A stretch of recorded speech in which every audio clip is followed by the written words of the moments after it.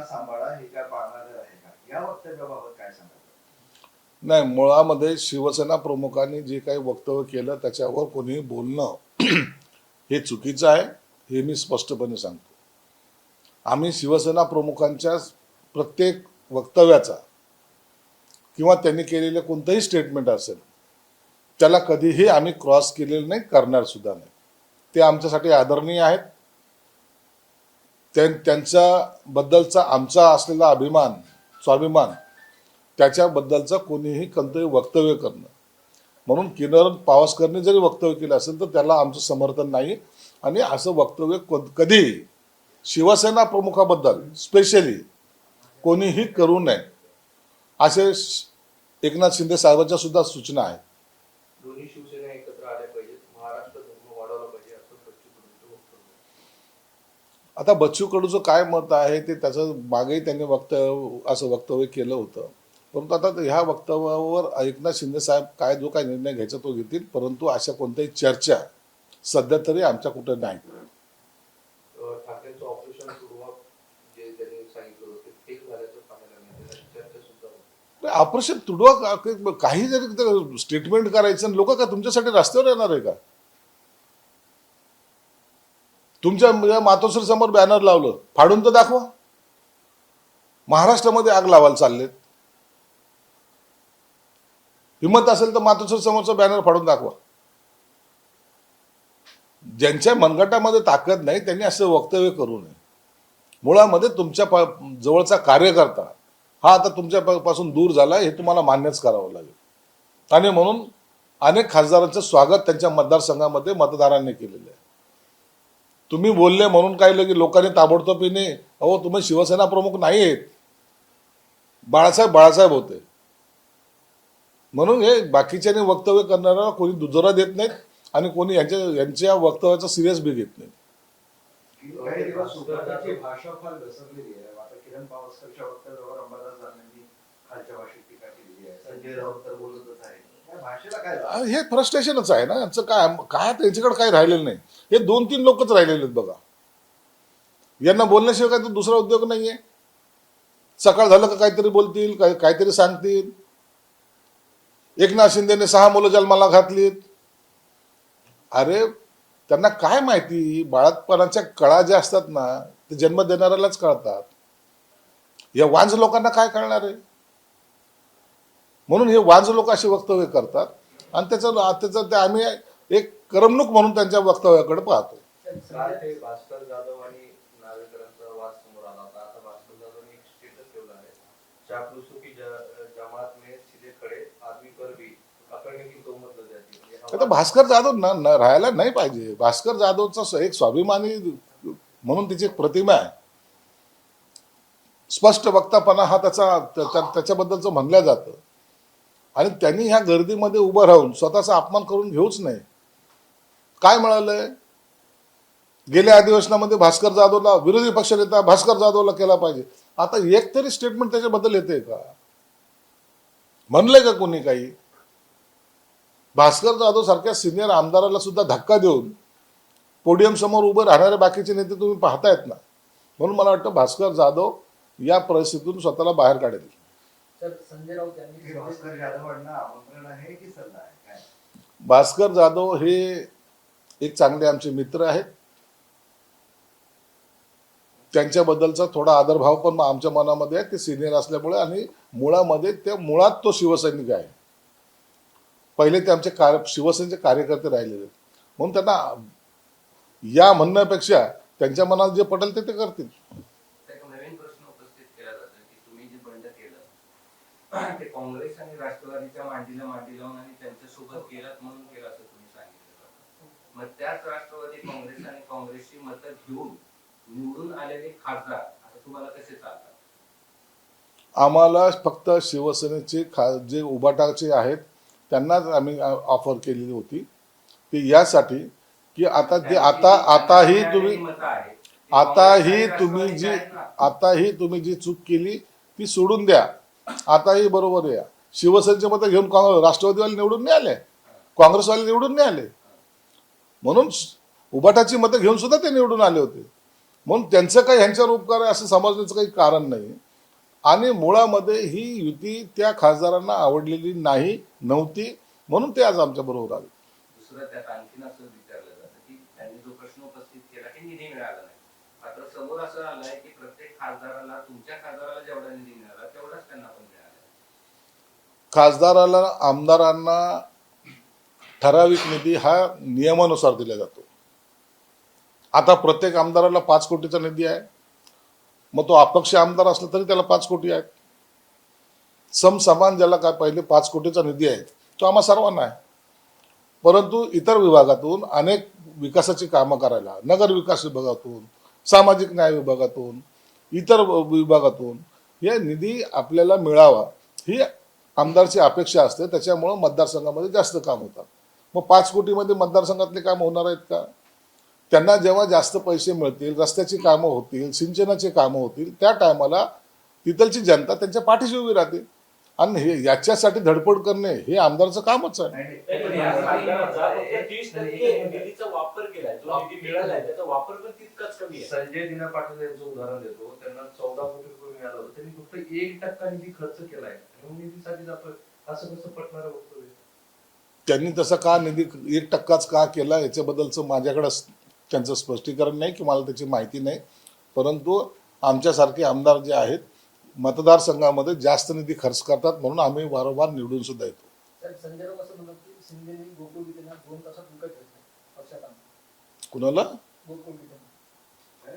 संजय राऊत असं म्हणतात की गोकुळ गीतेंना जे ते एकनाथ शिंदेनी 2 तासात विकत घेतले, पक्षात आणलं. संजय राऊत कधी पैशाशिवाय दुसरं बोलतच नाही. यांना पैशाशिवाय दुसरं काही दिसतच नाही. निकाल बाजूने लागला, पैसे देऊन विकत घेतला. आमदार बाजूला आले, पैसे देऊन फोडले. खासदार आले, पैसे देऊन फोडले. अरे तुम्ही कोणत्या हाताच्या घड्या घालून बसलेले? तुम्हाला जे जे वैतागले त्यांच्यावर तुम्ही आरोप केलेले. आणि अशा आरोप करून खऱ्या अर्थानं आता सुद्धा त्यांच्यामध्ये आणखीनही मोठी खदखद चालू आहे. आणि त्याचा परिणाम सुद्धा काही दिवसांनी आपल्याला पाहायला मिळणार आहे. संजय राऊत यांनी संजय दिना पाटील यांना सुद्धा शिवीगाळ केली. त्याच म्हणत की चल मी तुझ्या नादाला लागतो, काय करतो करून दे. संजय राऊतचं डोकं खराब झालेलं आहे. त्याच्यावर पुन्हा भाष्य करून त्याला त्याची हेडलाईन करायची असते, म्हणून आम्ही त्याच्यावर जास्त बोलत नाही. त्यांनी आता सगळी लाज सोडलेली आहे. दरवेळेला कुणाला ना कुणाला तरी टार्गेट करून बोलायचं. कधी काँग्रेसचे गोडवे गायचे, कधी स्वतःच्या पक्षावर टीका करायची, कधी शरद पवारांचे गोडवे गायचे. हा संजय राऊतचा नित्यनेमाचा क्रम आहे. आणि स्वतः पक्ष गेला खड्ड्यात, स्वतः कसा हायलाईट होईल हा त्याच्याकडे लक्ष त्याच्याकडे असतं. त्यांनी एक व्हिडिओ ट्विट केला स्पेशल विमानाचा, ज्यामध्ये उदय सामंत गोकुळ गीतेंना मुंबईला घेऊन जात आहेत. आणि त्यांनी असं म्हटलं की 85 कोटी आणि हा पैसा जनतेचा आहे, हा येतो कुठे? 85 कोटी काय विमानात घेऊन गेले होते? काहीतरी बेस्ट ठेवून बोललं पाहिजे ना या माणसाने. हा विमान गेलं होतं, त्यांना घेऊन आले, सत्य आहे. त्याच्यात काय लपवलेलं काय? विमानाची काय उडान काय असं काही दिसत नाही लोकांना? आंधळे आहेत लोक. मग त्यांना घेऊन आलं तर गैर काय केलं त्यांनी? परंतु हे असे पैशाचे आरोप लावणं हे चुकीचं आहे. तुम्ही सुद्धा त्यांनाच मतं टाकली होती ना. म्हणून आता सगळं यांच्या हातातून गेलेलं आहे. फक्त टीका आणि टीका करणं हे त्यांच्या हातामध्ये राहिले. त्यांचं असं म्हणणं आहे की चार्टर विमानाला जो खर्च झाला हा पैसा घेण्यात येतो. इतके तुम्ही चार्टर विमान इकडून तिकडे उडवले, छोट्या छोट्या गोष्टींसाठी उडवले, असं त्यांचं. अहो, चार्टर्ड विमान हे का सरकारी पैशातून जात नाही, हे याला कळायला पाहिजे. विमानाचा प्रवासाचं जे काही बिल असतं ते वैयक्तिक भरावं लागतं. सरकारच्या पैशातून विमानं उडवल्या जात नाही. तर आम्ही रोजच विमानात असतो ना, खाली कशाला जमिनीवर असतो. असं हे चुकीचं वक्तव्य त्याला माहित नाही, त्या गोष्टी तो करत असतो. ठाकरेंच्या मेळाव्यात कवी चंदन शिवे यांनी एक कविता सादर केली होती, कांबळे रडला आणि फक्त कमी. आज तीच कविता आहे ते वेगळ्या अनुषंगाने प्रसाद लाड यांनी सादर केली. ते असं म्हणतात की कांबळेला महाविकास आघाडीने चोपला, पण कांबळे रडला नाही, फक्त करणार. विधान परिषद निवडणुकीच्या निकालावर त्यांनी महाविकास आघाडीच्या म्हणण्यापेक्षा उबाठाचा जो काही मेळावा झाला त्या मेळाव्याची चर्चा खऱ्या अर्थानं उद्धव ठाकरे काय बोलले हे लोक सगळे विसरले. तो चंदन शिवे काय, तो कवी काय बोलला, तो कॉमेडियन काय बोलला, तो मेळावा मुळामध्ये हास्य जत्रा टाईप तो एक कार्यक्रम त्यांनी ठेवला होता. त्या बिचारा चंदन शिवेने त्याच्याकडे जे जे काही त्याला सुचत होतं त्यांनी तो बोलला, लोकांना हसवलं, पण मनोरंजनही केलं, आणि तो अनेक वर्षापासून करतो. म्हणून त्याला नावं ठेवण्यामध्ये काही अर्थ नाही. त्यांनी त्याचं काम इमाने इतबारे केलं. हास्य कॉमेडियन, स्टँडअप कॉमेडियनवाल्यांनी त्याचं काम केलं, आणि ह्याने शेवटला याचा शेवट जर तुम्हाला आवडत नसेल तर मी माझं पद सोडतो असं इमोशनली पद्धतीने केला. म्हणून उद्धव ठाकरेंनी घेतलेला तो मेळावा खऱ्या अर्थानं पक्षाचा समाप्तीकडे जाणारा मेळावा होता असं म्हणायला हरकत नाही. तिथं तर तुम्ही जेव्हा उठाव म्हणता, पहिला शिवसेनेत उठाव झाला, आता परत 6 खासदार तुमच्याकडे आले, याचा धसका आता बाकी पक्षांनी पण घ्यायला सुरुवात केली. मनसे अध्यक्षांनी त्यांच्या नगरसेवकांची आता बैठक बोलवली. अरे मनसेचे तर 7-8 नगरसेवक आहेत, त्यांचं सोडा, बाकींच्याचं बी धाबेदान आणलेत ना. शरद पवारच्या राष्ट्रवादी काँग्रेसचं काय चाललंय थोडं विचारा त्यांना जाऊन. आणि आता उभाठ्यामध्ये काय, काल त्यांनी बैठक घेतली आमदारचे, 4 आमदार कालच अबसेंट होते. ही तर सुरुवात आहे. बघा आता थोडं पुढं चालून बघा आता काय होतंय ते. मोर्चा आता यांना प्रत्येकाला आपल्या आपल्या ठिकाणी आमदाराला एकत्रित ठेवण्यासाठीच आता एखादी सोसायटी बनवावं लागणार आहे. पुढची तयारी सुरू झाली. झाली आमची तयारी चालूच असते आमची. जे आमच्याकडे येतील त्याचं वेलकम करणं हे आमचं काम आहे. पक्ष वाढवण्यासाठी आम्ही काम करतोय. म्हणून आता पुढचं ऑपरेशन सुद्धा आम्ही चालू करू, आणि निश्चितच आमचा पक्ष ज्या पद्धतीने वाढवायचं स्वप्न एकनाथ शिंदे साहेबांनी पाहिलेले आहेत ते पूर्ण करण्यासाठी अहोरात्र झटू सुद्धा.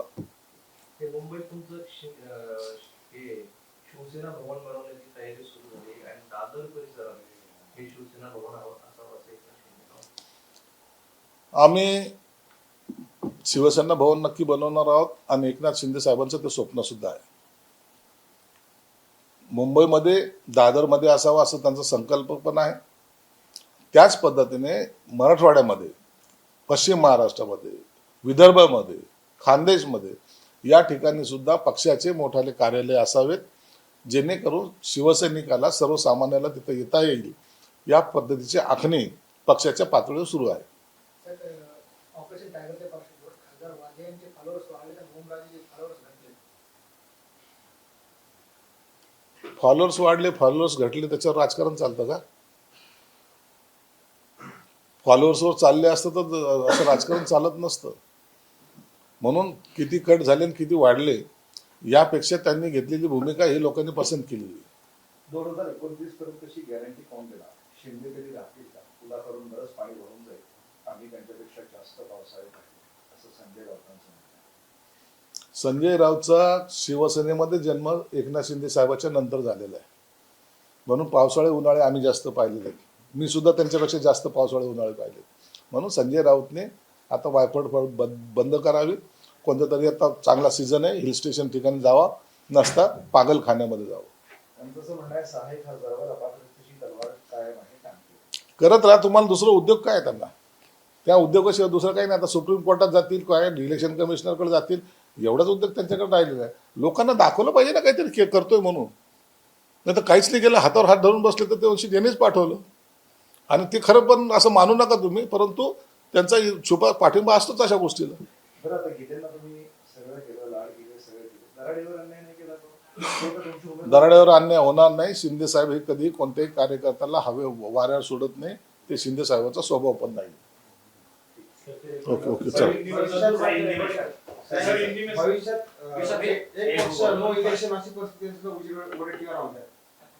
आता सगळेच राजकारणामध्ये प्रत्येक माणूस हा ज्योतिषी झालेला आहे. प्रत्येक नेता आपापल्या पद्धतीने भविष्य सांगत चाललेला आहे. मला वाटतं यांनी राजकारण सोडून ज्योतिषाचा धंदा केला सगळं चांगला उत्तम चालेल. नंदुरबारची बातमी आहे, त्यात समाज कल्याण विभागाचं हॉस्टेल आहे, तिथे कर्मचाऱ्यांची रेकॉर्डिंग व्हायरल झाली आहे. विद्यार्थिनीला पाण्यातनं काही अपायकारक औषधं किंवा वीज देण्याचा सगळा प्रकार. आताच ही व्हिडिओ जेव्हा आला त्या टायमाला आम्ही आमच्या प्रशासनाला सक्त सूचना दिल्यात, आणि प्रशासन त्या पद्धतीने काम करते. असा कोणताही गैरप्रकार जर झाला तर त्या कर्मचाऱ्यावर किंवा जो कोणता जबाबदार असेल त्यांच्यावर कारवाई निश्चित केली जाईल. सर एकनाथ शिंदे जी ने कहा है कि मैं कोई काम अधूरा नहीं छोड़ता हूँ। ऑपरेशन टाइगर सफल हो गया है। ये बयान तब आया है जब 6 सांसद इसमें एकनाथ शिंदे साहब ने जो ऑपरेशन टाइगर चलाया था वो पूरा होने के बाद ही 6 ही खासदारों को एक साथ एक स्टेज पे लाके उन्होंने ये बता दिया कि ये मेरा ऑपरेशन टाइगर था और इसमें मैं सक्सेस हूँ। एकनाथ शिंदे कोई भी काम अधूरा नहीं करते, जो काम हाथ में लेते वो पूरा करते।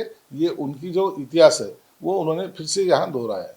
ओम राजे निंबाळकर ने कहा है कि मेरे सामान्य लोगों का काम मैं करता हूँ, लेकिन जब गांव के एक छोटे रास्ते को भी बनाने को मुझे निधि नहीं मिल रहा है, तो क्या अगर मैं ये निधि नहीं मिल रहा है और मैं दूसरे दल में दल बदल कर रहा हूँ तो ये सही है? देखिए, जो लोक प्रतिनिधि होता है उनको उनके मतदार संघ में उनके क्षेत्र में काम करने के लिए निधि की जरूरत होती है। नहीं तो 5 साल ये विधायक ने क्या किया ये बारे में लोग क्वेश्चन पूछते हैं। और अगर काम अच्छा करेंगे तो उनकी राजनीति चलती है, इसलिए उन्होंने जो निर्णय लिया मेरे ख्याल से लोगों ने उसका स्वागत किया है। सर, अंबादास दानवे हो, सुप्रिया सुले, आदित्य ठाकरे, ये 6 बागी विधायक, ये सब जो निधि के बारे में बोल रहे हैं, तो क्या महाराष्ट्र में विपक्षी नेताओं को फंड देने में कोई भेदभाव कर रही है सरकार? फंड देने में भेदभाव नहीं कर रही है, लेकिन इन्होंने जो इनकी जब सत्ता थी वो टाइम जिस तरीके से इन्होंने ट्रीटमेंट अदर पार्टी को की उसका नतीजा वो अभी भुगत रहे।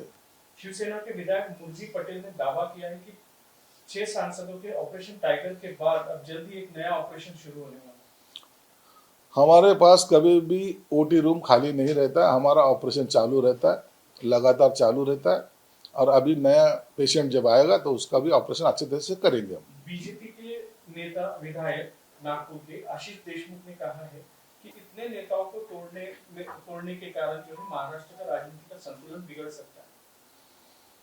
अभी बिगड़े या सुधरे ये ऊपर के नेता जानेंगे। उनके आदेश के बिना कोई पत्ता भी नहीं हिलता, ये सबको पता है, इसलिए उसके ऊपर कमेंट करना गलत है। उद्धव ठाकरे ने विधानमंडल की बैठक बुलाई थी, उसमें उनके पास 17 विधायक और 5 विधान परिषद के सदस्य मौजूद थे, लेकिन 4 विधायक इस बैठक में मौजूद नहीं थे। तो क्या उद्धव ठाकरे अपने सांसद टूटने के बाद अब अपने विधायक और पार्टी को एकजुट करने में कामयाब हुए? अरे अभी तो ये विधायक 4 ही एब्सेंट है, अगले टाइम जब मीटिंग लगाएंगे तो 10 विधायक एब्सेंट रहेंगे। सांसद टूटने के बाद पहली बार जब मीटिंग बुलाते हैं तो कितना भी जरूरी काम रहो विधायक को प्रेजेंट रहना जरूरी होता है, लेकिन उन्होंने सोच के रखा है कि क्या कर सकता है। वो 4 एब्सेंट थे, अगले टाइम 10 हो जाएंगे और जो बचे कुचे मुझे लगता है वो भी अब वहां रहना नहीं चाहते, वो वहां से निकल के फिर शिंदे सेना में आने की उनकी तैयारी है। किरण पावस्कर ने एक शिवसेना प्रमुख के बयान पर टिल्ली उड़ाई, इसके बारे में? शिवसेना प्रमुख के बारे में कोई भी बयानबाजी करना गलत है। किरण पावस्कर ने जो स्टेटमेंट किया उसका हम समर्थन नहीं करते। उद्धव साहब के बारे में बोलना अलग चीज है।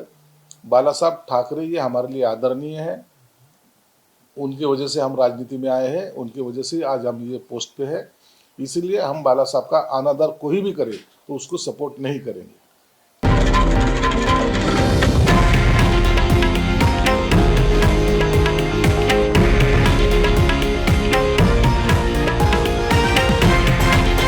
हे आहे देशातील नंबर 1 न्यूज नेटवर्क आणि आपण पाहत आहात TV9 मराठी, एकमेव।